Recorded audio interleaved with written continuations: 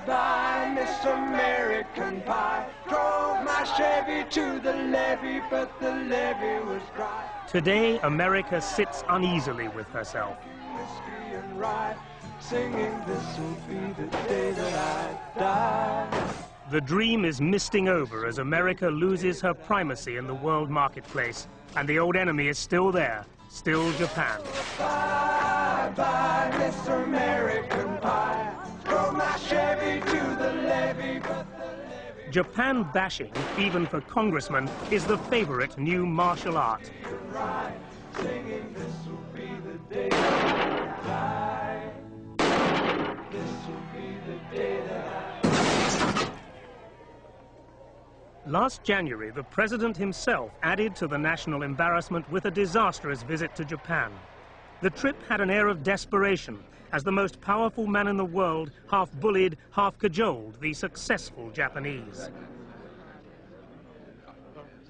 The irony is that the staggering success of the Japanese was built on the principles of an American, a management intellectual largely ignored in his own country. Early in the 80s, I arbitrarily picked up Dr. Deming's theme that whenever you're having a problem, 80–85% of the time, it is not people. It's the process, it's the equipment that's being used, it's the design itself. It's something people can't do a thing about. I believe that Dr. Deming has started a quality revolution. What he taught the Japanese can be done by any manager around the world who wants to make the effort. And that his revolution is as important, if not even more important, and certainly as drastic as the Industrial Revolution or even the Agricultural Revolution. And he put into perspectives the troubles I'd had at the Xerox Corporation, which by that time was going down the tubes. They were in real bad trouble. I went to the Sloan Library and took books off the shelf to see what were they teaching in the business schools. And it came as a shock that what Deming was saying was 180 degrees different than what they were saying. It was different.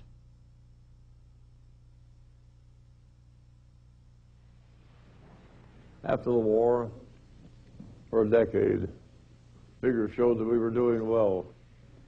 We were not. We were doing miserably.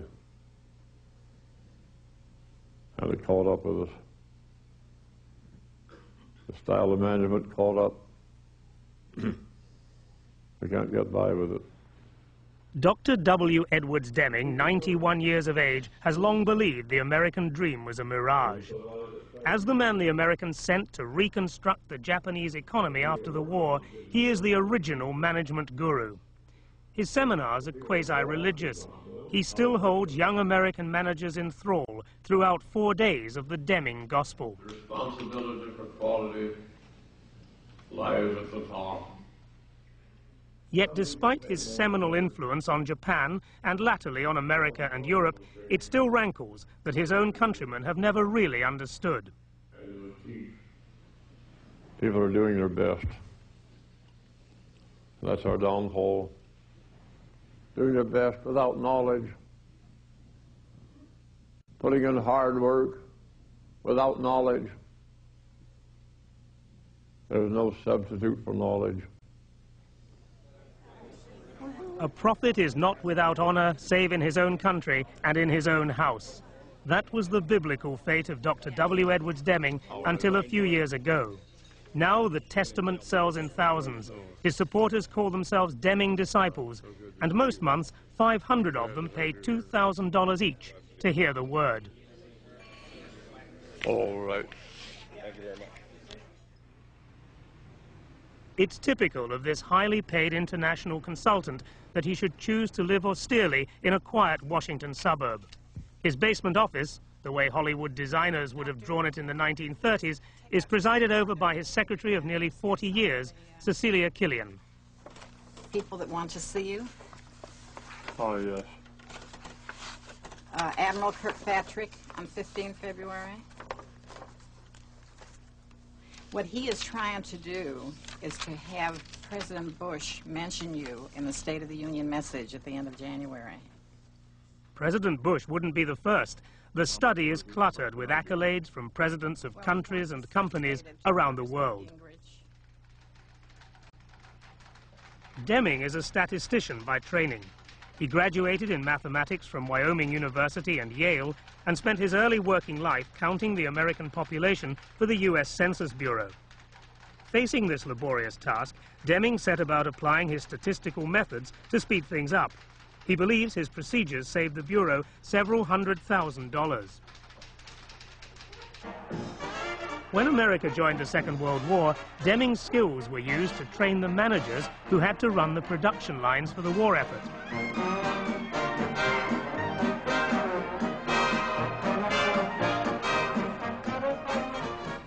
Deming's work methods were based on a rigorous application of statistics. Eliminate waste was a key message. He created a dramatic reduction in scrapping and reworking of scarce raw materials.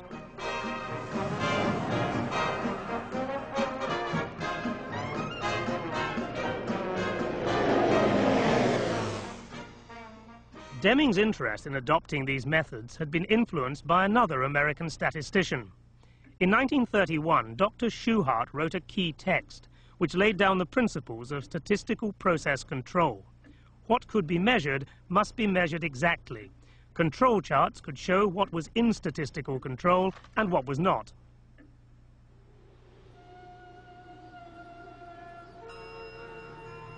The war, conventional and nuclear, destroyed Japanese industry. When the country's young managers approached the task of renewal, they wanted new styles of management. World War II was a triumph of industrial management and production. The grim evidence of the American superiority in those skills lay all around the Japanese. The Americans sent consultants to advise on better management methods. Among them were Homer Sarason from Western Electric, Dr. Joseph Duran, another management consultant who was steeped in the methods of statistical control. Then in 1950, Dr. Deming arrived to tower over the Japanese both literally and metaphorically. They were sorely afraid that they had established reputation for shoddy quality, cheap and worth the price, that they could never undo it.